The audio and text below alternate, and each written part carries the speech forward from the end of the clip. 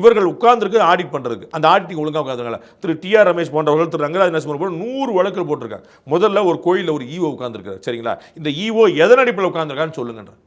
இதுக்கு பதில் காணுங்க.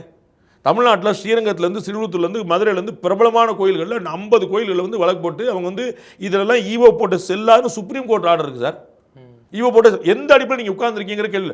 போலீஸ்கார் அவங்க வெளியில் இருக்கலாம் சார். ஆக்சுவலாக போலீஸ்கார் உள்ளே போய் ஒரு ஈஓ பார்த்து, சார் எந்த பேஸில் நீங்கள் உள்ளே உட்காந்துருக்கீங்க, ஆஃபீஸ் போட்டு உட்காந்துருக்கீங்க, அட் வாட் பேசிஸ், ஒரு ஆர்டர் இருக்கணும்லங்க. உங்களுக்கு புரியுங்களா?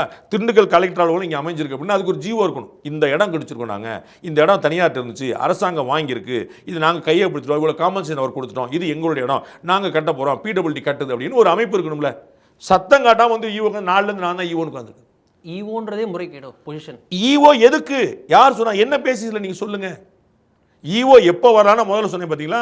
ஒரு இடத்துல இவங்க முறைகேடு நடந்து அது இவர்களுக்கு புகாராக வந்து இவங்க அதை பார்த்து அவங்கள விசாரித்து அவங்களுக்கு நோட்டீஸ் அனுப்பி அவங்க பதில் சொல்லாமல் இருந்து, அவங்க சம்மனுக்கு பதில் சொல்லாமல் இருந்து, வராமல் இருந்து, மேலும் மேலும் குளறுபடி பண்ணி அது வந்து இப்போ ஒரு மீளா ஒரு ஆபத்துக்கு போய் நிற்கிதுன்னா அப்போ உள்ளே போகலாம். ஈஓ வரலாம், வந்து சரி பண்ணி கொடுத்து அக்கௌண்ட்ஸை சரி பண்ணி எல்லாம் ஸ்ட்ரீம் கொடுத்து திருப்பி ஒரு 4-5 அறங்காவலர்கள் நியமிச்சுட்டு வெளியே போயிடும்.